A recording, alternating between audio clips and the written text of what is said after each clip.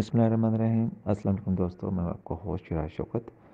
دوستو، آج آپ کو ایسی حدیث بیان کرنے جا رہا ہوں جس میں ایسے شخص کے بارے میں بتایا جائے گا کہ جس کا مقصد کسی اللہ کے نیک بندے سے بیعت ہونا صرف اس لیے ہی ہے کہ وہ دنیا کمانا چاہتا ہے، یعنی وہ اللہ کے راستے پہ چلنے کے لیے بیعت نہیں ہوتا۔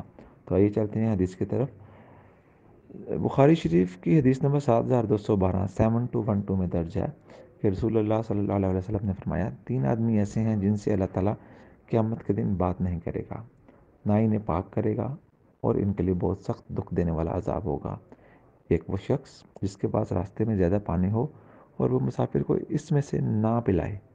دوسرا وہ شخص جو امام سے بیعت کرے اور بیعت کی غرض صرف دنیا کمانا ہو، اور اگر امام اسے کچھ دنیا دے دے تو وہ بیعت پوری کرے ورنہ توڑ دے۔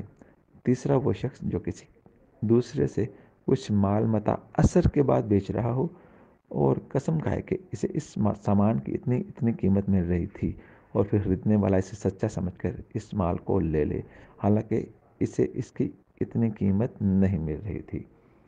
دوستو، اس حدیث سے واضح ہوا ہے کہ بیعت ہونے کا مقصد صرف ایک ہی ہے کہ انسان کسی نیک انسان کی رہنمائی میں اللہ تعالیٰ کے راستے پر چل پڑے۔ جزاک اللہ۔